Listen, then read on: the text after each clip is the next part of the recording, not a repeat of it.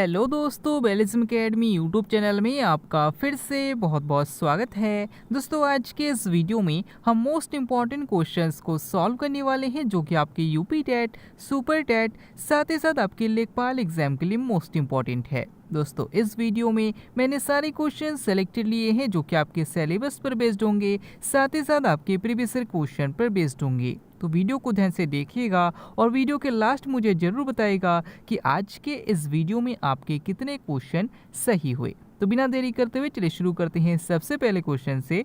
सबसे पहला क्वेश्चन है, रक्त का अध्ययन क्या कहलाता है? ऑप्शन आपके सामने hemerology, option B haematology, option C limnology या फिर ऑप्शन डी इनमें से कोई नहीं। इसका सही आंसर हो जाएगा ऑप्शन बी हेमाटोलॉजी। दोस्तों, याद रखिए कि रक्त का अध्ययन हेमाटोलॉजी कहलाता है। अगर आपसे पूछा जाता है कि रुधिर परिसंचरण तंत्र की खोज किसने की थी, तो याद रखिएगा विलियम हार्वे ने की थी। और अगर आपसे पूछा जाता है कि रुधिर समूह की खोज किसने की थी, तो याद रखिएगा कार्ल एंड स्टीनर ने की थी। अगला क्वेश्चन, बेम्बानद झील किस राज्य में स्थित है? ऑप्शन आपके सामने Kerala, option B Karnataka, option C Andhra Pradesh या फिर ऑप्शन डी गुजरात। इसका सही आंसर हो जाएगा ऑप्शन ए गुजरात। दोस्तों, याद रखिए कि जो बेम्बानद झील है ये भारत की सबसे लंबी झील है और ये केरल में स्थित है। अगला क्वेश्चन, आपातकाल उपबंध किस देश से लिया गया है? ऑप्शन आपके सामने Japan, option B Germany, option C Britain या फिर ऑप्शन डी कनाडा। इसका सही आंसर हो जाएगा ऑप्शन बी जर्मनी। दोस्तों, याद रखिए कि भारतीय संविधान में जो आपातकाल का उपबंध लिया गया है ये जर्मनी से लिया गया है। अगर आपसे पूछा जाता है कि आपातकाल का उपबंध भारतीय संविधान के किस भाग में दिया गया है, तो याद रखिएगा भाग 18 में दिया गया है। अगला क्वेश्चन, कर्क रेखा को कौन सी नदी 2 बार काटती है? ऑप्शन आपके सामने बेतवा नदी, ऑप्शन बी साबरमती नदी, ऑप्शन सी माही नदी या फिर ऑप्शन डी लूनी नदी।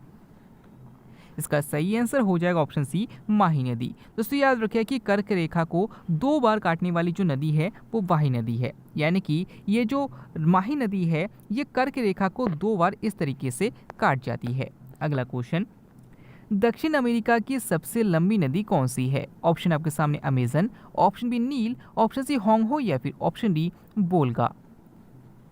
इसका सही आंसर हो जाएगा ऑप्शन ए अमेजन। दोस्तों, याद रखिए कि दक्षिण अमेरिका की सबसे लंबी नदी अमेजन नदी है। अगर आपसे पूछते हैं कि विश्व की सबसे लंबी नदी कौन सी है, तो याद रखिएगा नील नदी है। और जो ये अमेजन नदी है ये विश्व की सबसे बड़ी नदी है। अगला क्वेश्चन, मेरियाना गर्त किस महासागर में स्थित है? ऑप्शन आपके सामने हिंद महासागर, ऑप्शन बी अटलांटिक महासागर, ऑप्शन सी प्रशांत महासागर या फिर ऑप्शन डी आर्कटिक महासागर। इसका सही आंसर हो जाएगा ऑप्शन सी प्रशांत महासागर। दोस्तों, याद रखिए कि जो मेरियाना गर्त है ये विश्व का सबसे गहरा गर्त है, यानी कि सबसे गहरा गड्ढा है और ये प्रशांत महासागर में स्थित है। अगर आपसे पूछा जाता है कि अटलांटिक महासागर का सबसे गहरा गर्त कौन सा है, तो याद रखिएगा प्लूटोरी का गर्त है और हिंद महासागर का सबसे गहरा गर्त जावा गर्त है।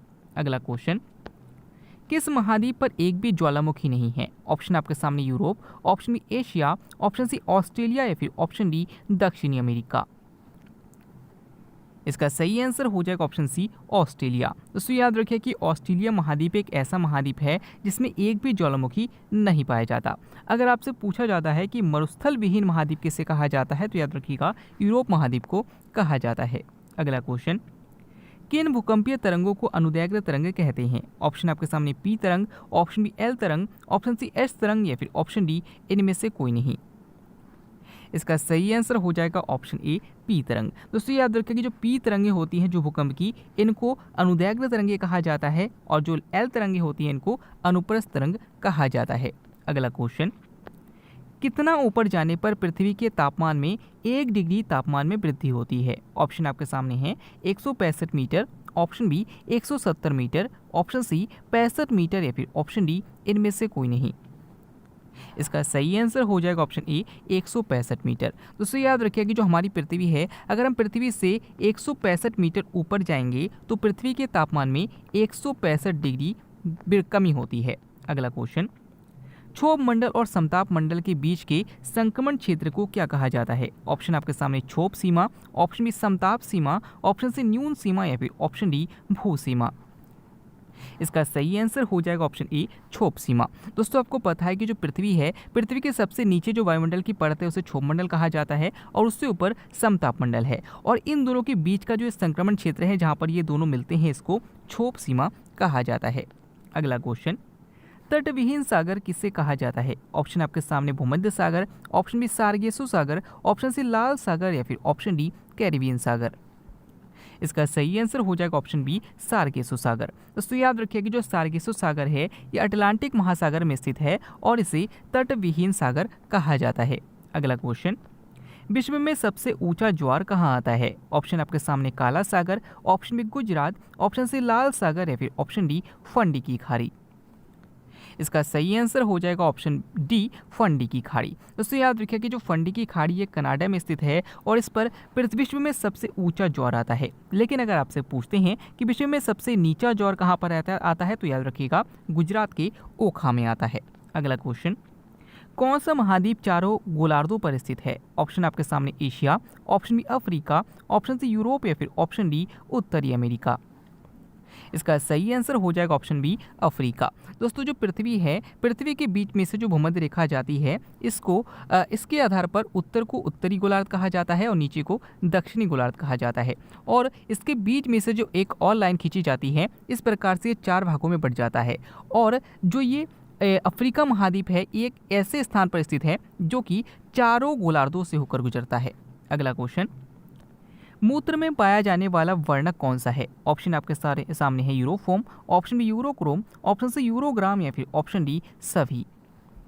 इसका सही आंसर हो जाएगा ऑप्शन बी यूरोक्रोम। दोस्तों याद रखिए कि जो मूत्र का पीला रंग होता है वो यूरोक्रोम के कारण होता है। अगला क्वेश्चन, मस्तिष्क का कौन सा भाग श्वसन की क्रिया पर नियंत्रण रखता है? ऑप्शन आपके सामने प्रमस्तिष्क, ऑप्शन बी अनुमस्तिष्क, ऑप्शन सी मेड्यूला या फिर ऑप्शन डी ये सभी। इसका सही आंसर हो जाएगा ऑप्शन सी मेड्यूला। दोस्तों याद रखिए जो मस्तिष्क का जो मेड्यूला पार्ट होता है इसी में श्वसन की क्रिया नियंत्रित होती है। अगला क्वेश्चन, कवकों द्वारा उत्पन्न विष को क्या कहा जाता है? ऑप्शन आपके सामने mycotoxin, option B poison, option C alpha toxin या फिर ऑप्शन डी तीनों। इसका सही आंसर हो जाएगा ऑप्शन ए माइकोटॉक्सिन। दोस्तों याद रखिए कि कवकों का अध्ययन माइकोलॉजी कहलाता है और कवकों द्वारा जो उत्पन्न विष होता है उसको माइकोटॉक्सिन कहा जाता है।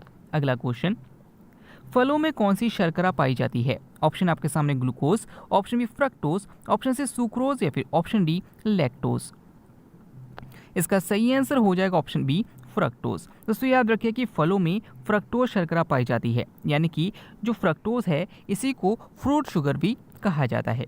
अगला क्वेश्चन, दूध को दही में कौन सा एंजाइम परिवर्तित करता है? ऑप्शन आपके सामने pepsin, option B rennin, option C tannin या फिर ऑप्शन डी केसीन। इसका सही आंसर हो जाएगा ऑप्शन बी रेनिन। दोस्तों याद रखिए कि दूध में दही में बदलने वाला जो एंजाइम होता है वो रेनिन होता है। अगला क्वेश्चन, पित्त निम्न में से किसके द्वारा पैदा किया जाता है? ऑप्शन आपके सामने यकृत, ऑप्शन बी आमाशय, ऑप्शन सी अग्न्याशय या फिर ऑप्शन डी ग्रहणी। इसका सही आंसर हो जाएगा ऑप्शन ए यकृत। दोस्तों याद रखिए कि यकृत को ही जैव रासायनिक प्रयोगशाला कहा जाता है और इसी में पित्त रस का निर्माण होता है। लेकिन अगर आपसे पूछते हैं कि पित्त रस कहाँ पर जमा होता है तो याद रखिएगा पित्ताशय में जमा होता है। अगला क्वेश्चन, किसकी उपस्थिति के कारण दूध का रंग सफेद होता है? ऑप्शन आपके सामने lycopene, option B lactose, option C carotene या फिर ऑप्शन डी केसीन। इसका सही आंसर हो जाएगा ऑप्शन डी केसीन। दोस्तों याद रखिए कि दूध का जो सफ़ेद रंग होता है यानी कि जो धवल रोग होता है ये केसीन के कारण होता है। अगर आपसे पूछते हैं कि दूध में कौन सी शर्करा पाई जाती है तो याद रखिएगा लैक्टोज शर्करा पाई जाती है। अगला क्वेश्चन, रेगिस्तान में पाई जाने वाली वनस्पति को क्या कहते हैं? ऑप्शन आपके सामने हैं hydrophytes, option B xerophytes, option C parasites या फिर ऑप्शन डी कोई नहीं। इसका सही आंसर हो जाएगा ऑप्शन बी जीरोफाइट्स। दोस्तों याद रखिए कि रेगिस्तान में पाई जाने वाली वनस्पति को जीरोफाइट्स कहा जाता है और यहाँ पर पाए जाने वाले जानवरों को जीरोफियर कहा जाता है। नेक्स्ट क्वेश्चन है, वृक्षों के छालों पर उगने वाले कवक क्या कहलाते हैं? ऑप्शन आपके सामने कार्टिकोल्स, ऑप्शन बी जूफिलस, ऑप्शन सी सेक्सिकोल्स या फिर ऑप्शन डी कोप्रोफिल्स।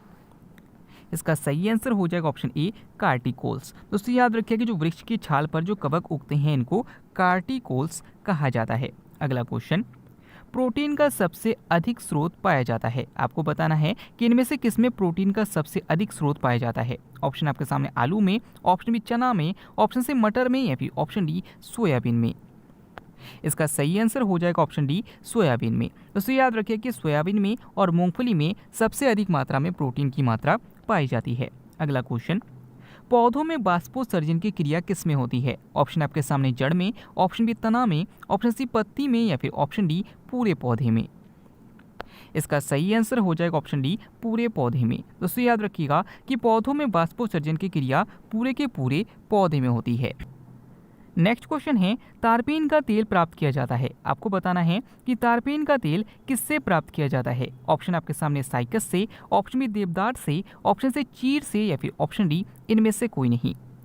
दोस्तों इस क्वेश्चन के आंसर आपको मैं कमेंट के द्वारा बताना है। आज के वीडियो में आपके कितने क्वेश्चन सही हुए, साथ ही साथ आज का वीडियो आपको कैसा लगा कमेंट बॉक्स में जरूर बताइएगा। अगर आप फेसबुक पेज और टेलीग्राम ग्रुप को ज्वाइन करना चाहते हैं तो डिस्क्रिप्शन में लिंक दिया गया है, वहां से आप ज्वाइन कर सकते हैं। मिलते हैं अगले वीडियो में, तब तक के लिए देखते रहिए, सीखते रहिए।